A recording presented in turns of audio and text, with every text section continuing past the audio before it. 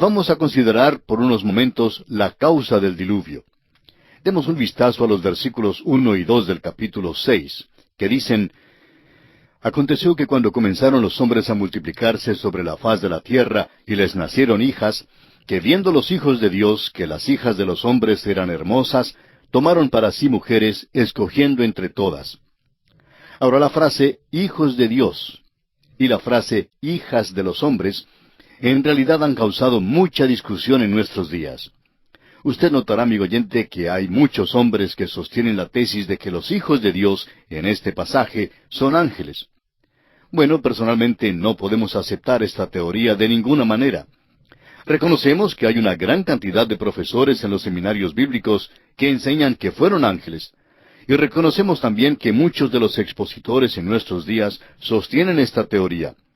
Pero no podemos aceptarla porque si fueran ángeles, es decir, ángeles buenos, no cometerían este pecado. Y por otra parte, si fueran ángeles malos, no se les llamaría aquí hijos de Dios. Luego los hijos aquí fueron sencillamente hombres, no fueron monstruos. El versículo 4 de este capítulo 6 de Génesis dice: Había gigantes en la tierra en aquellos días, y también después que se llegaron los hijos de Dios a las hijas de los hombres, y les engendraron hijos. Estos fueron los valientes que desde la antigüedad fueron varones de renombre. No nos explicamos por qué tanto se imaginan que los hijos aquí fueron gigantes.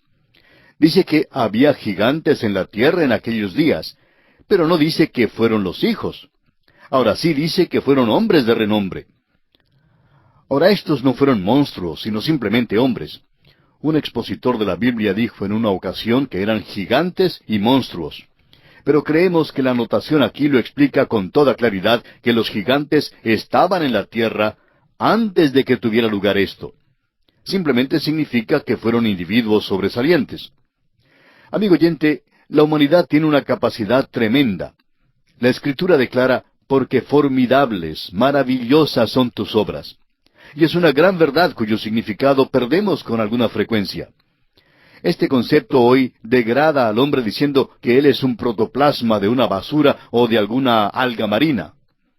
Algunos científicos creen que muy pronto la teoría entera de la evolución será totalmente rechazada, lo cual por supuesto hará que algunos luzcan ridículos. Amigo oyente, una vez más, repetimos que la evolución no es nada sino una teoría y la ciencia no ha dado a conocer ninguna prueba conclusiva de ella. La evolución también es una filosofía y como cualquier otra filosofía se la puede aceptar o rechazar. Cuando es aceptada, ciertamente conduce a algunas soluciones muy desacertadas a los problemas del mundo. Realmente nos han metido en muchos apuros en todo el mundo. Uno creería, al escuchar tal filosofía, que estamos haciendo el papel de caballero ilustre, andando por todo el mundo, arreglando lo malo. Amigo oyente, nosotros mismos somos malos por dentro. Hoy en nuestros países encontramos los intelectuales en las universidades, en el gobierno, en medio de noticias y en la milicia que creen ser de marca mayor. Creen que de alguna manera u otra han alcanzado ya la cima. Es pues decepcionante en nuestros días observar cómo los hombres creen que son más grandes de lo que realmente son. El hombre en realidad está sufriendo de una caída tremenda en el pecado. Es totalmente depravado, y mientras no se tenga eso en cuenta, nos hallaremos en muchos apuros, en muchas dificultades. Ahora, Génesis es el libro de la genealogía. Como lo vemos en este libro de las familias, encontramos a los hijos de Dios que son de la línea divina, que ha provenido de Adán hasta Set. Encontramos también a las hijas de los hombres que pertenecen a la línea de Caín. Las dos líneas se entremezclaron y hubo matrimonios mezclados entre las líneas hasta que por fin la línea entera fue totalmente depravada. Bueno, no debemos usar la palabra totalmente, hubo una excepción. Ese es el cuadro que se nos pinta aquí. Ahora deseamos reconocer e insistimos en que muchos buenos expositores de la Biblia mantienen un punto de vista opuesto al que hemos mencionado. Ellos creen que los hijos de Dios son realmente los ángeles. Y si usted, amigo oyente, desea sostener ese punto de vista, pues no estará solo, irá muy bien acompañado. Por supuesto que si no desea equivocarse, mantendrá nuestro punto de vista. Y de seguro que no hay nadie que desee equivocarse, ¿verdad? Bien, quisiéramos ahora decir que esperamos que seamos buenos amigos, no importa el criterio que mantengamos. Amigo oyente, es simplemente una cuestión de interpretación y nada tiene que ver con si cree en la Biblia o no la cree. Es cuestión de interpretación de la Biblia. Volvamos ahora al versículo 3 de este capítulo 6 de Génesis, donde dice, «Y dijo Jehová, no contenderá mi espíritu con el hombre para siempre, porque ciertamente él es carne, mas serán sus días 120 años». Creemos que Noé predicaba por 120 años, y que durante aquel tiempo el Espíritu de Dios contendía con los hombres. El apóstol Pedro lo expresa con toda claridad de que fue en los días de Noé cuando el Espíritu de Dios contendía con los hombres para llevarlos a Dios. El apóstol Pedro dice en su primera carta, capítulo 3, versículos 18 al 20, «Porque también Cristo padeció una sola vez por los pecados, el justo por los injustos, para llevarnos a Dios, siendo la verdad muerto en la carne, pero vivificado en espíritu, en el cual también fue y predicó a los espíritus encarcelados, los que en otro tiempo desobedecieron, cuando una vez esperaba la paciencia de Dios en los días de Noé, mientras se preparaba el arca, en la cual pocas personas, es decir, 8, fueron salvadas por agua». Ellos estaban encarcelados cuando Pedro escribió estas palabras, pero cuando se les predicó fue en los días de Noé. Fueron desobedientes durante el tiempo de la paciencia de Dios antes del diluvio. Eso fue durante esos 120 años en la época de Noé. Ahora, ¿cuál era la condición en la tierra en aquel entonces? Se nos declara esta condición y se nos da la causa por la cual Dios envió el juicio del diluvio. El versículo 5 de Génesis 6 dice, «Y vio Jehová que la maldad de los hombres era mucha en la tierra, y que todo designio de los pensamientos del corazón de ellos era de continuo solamente el mal». Hay 4 palabras aquí que deben ser subrayadas. En primer lugar, la palabra mucha, donde dice, la maldad de los hombres era mucha. En segundo lugar, la palabra todo, donde dice, todo designio de los pensamientos del corazón de ellos era de continuo solamente el mal. La tercera y la cuarta palabra son de continuo y solamente. Piénselo bien, amigo oyente. Esa fue la condición que Dios observó en la tierra. Los versículos 6 y 7 de Génesis 6 continúan diciendo, «Y se arrepintió Jehová de haber hecho hombre en la tierra, y le dolió en su corazón. Y dijo Jehová, raeré de sobre la faz de la tierra a los hombres que he creado, desde el hombre hasta la bestia, y hasta el reptil y las aves del cielo, pues me arrepiento de haberlos hecho». Y se arrepintió Jehová. La corrupción del hombre hizo arrepentirse al Señor. Parece que Dios cambió de idea. Creó al hombre y ahora parece que va a destruirlo. Fíjese usted que destruirá los animales terrestres, pero no menciona a los peces. Pues va a venir un diluvio, y los peces ya viven en el agua, y Dios enviará más agua. Consideremos ahora la liberación de Dios del juicio del diluvio. Los versículos 8 y 9 dicen, «Pero Noé halló gracia ante los ojos de Jehová». Estas son las generaciones de Noé. Noé, varón justo, era perfecto en sus generaciones. Con Dios caminó Noé. ¿Por qué halló Noé gracia con el Señor? Porque Noé caminó con Dios, y porque fue justo y perfecto en las generaciones. Esta es la razón por la cual Dios salvó a Noé. En el libro de Hebreos, capítulo 11, versículo 7, leemos, «Por la fe Noé, cuando fue advertido por Dios acerca de cosas que aún no se veían, con temor preparó el arca en que su casa se salvase, y por esa fe condenó al mundo, y fue hecho heredero de la justicia que viene por la fe». Noé tuvo que tener fe para preparar el arca sobre la tierra seca cuando aún todavía no había lloviznado. En este capítulo 11 de Hebreos se nos dice que fue por la fe que Enoc fue traspuesto. El hombre de fe, el creyente, está eximido del juicio. En el rapto de la iglesia, todos los creyentes irán, porque esta liberación es para creyentes, y aún el santo más débil será arrebatado junto con la iglesia. Será arrebatado porque Dios engrandece su misericordia. Es la misericordia de Dios que puede mostrar a Noé el tiempo del diluvio. Ahora se nos da de nuevo la razón por la cual Dios envió el diluvio. Dios vio que el camino del hombre se había desviado del propósito para el cual Dios lo había creado. El hombre no seguía ya el camino de Dios, sino su propio camino caprichoso. Los versículos 11 al 13 de Génesis 6 nos dicen, «Y se corrompió la tierra delante de Dios, y estaba la tierra llena de violencia. Y miró Dios la tierra, y he aquí que estaba corrompida, porque toda carne había corrompido su camino sobre la tierra. Dijo pues Dios a Noé, He decidido el fin de todo ser, porque la tierra está llena de violencia a causa de ellos, y he aquí que yo los destruiré con la tierra».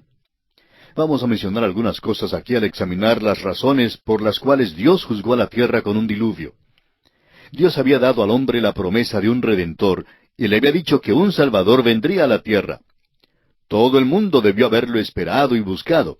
En lugar de eso, se nos dice que el hombre se había apartado de Dios. Luego sabemos que Dios había provisto un sacrificio a Adán y Eva. Hallamos que por medio de esto, Dios había dado un gran principio eterno. Los dos hermanos, Caín y Abel, representan los dos grandes sistemas, dos clases de personas. Hay los farisaicos, que traen el fruto de sus obras, y hay los quebrantados de espíritu, que traen el sacrificio de la fe. Son los perdidos y los salvados. El profesor formal y el creyente sincero. Los dos tipos estuvieron presentes en la raza humana en el tiempo del diluvio. Los patriarcas vivieron por tanto tiempo que Adán y Matusalén llenaron el período entero desde la creación y el diluvio. Ciertamente compartieron la revelación de Dios con el resto del género humano. En la carta universal de Judas, en los versículos 14 y 15, leemos que Enoc predicó y profetizó durante ese período. También el apóstol Pedro, en su segunda carta, capítulo 2, versículo 5, declara que Noé fue predicador de justicia. Dio testimonio de su fe construyendo el arca. Los hombres ya habrían sabido que Enoc había desaparecido. Eso debe haberlos puesto sobre aviso. Sabían el significado del nombre de Matusalén. De modo que, cuando murió, deben haber sabido que algo iba a suceder. Luego tenemos el ministerio del Espíritu Santo. Dios dice en el versículo 3 de Génesis, capítulo 6, «No contenderá mi espíritu con el hombre para siempre». De modo que el Espíritu de Dios contendía con el hombre, y el hombre rechazaba a Dios por completo. Esta fue la actitud general con la excepción notable de Noé y su familia. El Espíritu de Dios estaba contendiendo con el hombre en la tierra, pero el hombre se desviaba de Dios. Este es el cuadro que está ante nosotros. Esto es lo que trajo el diluvio sobre la tierra. Por tanto, hay suficiente evidencia dada aquí que clarifica perfectamente el hecho de que Dios fue justo y correcto al enviar el diluvio. Si Dios no hubiera enviado el diluvio en el tiempo en que lo envió, habría perdido la raza humana entera. Aun como lo hizo, quedó un solo hombre, y ese hombre fue Noé. Aquí había un hombre que caminó con Dios, que creyó que Dios haría lo que había dicho y que todavía confió en Dios. Estaba dispuesto a correr el riesgo de construir un arca en la tierra seca y de convertirse en el hazmerreír de la comunidad. Y así sucedió por 120 años. Pero él creyó la palabra de Dios. La Biblia nos habla de una comparación extraordinaria existente entre los días de Noé antes del diluvio y los días en la tierra antes de que venga Jesús de nuevo. Esto no se refiere al rapto de la iglesia, sino a su venida a la tierra para establecer su reino. Hay algunos hechos análogos muy notables que ya han acontecido.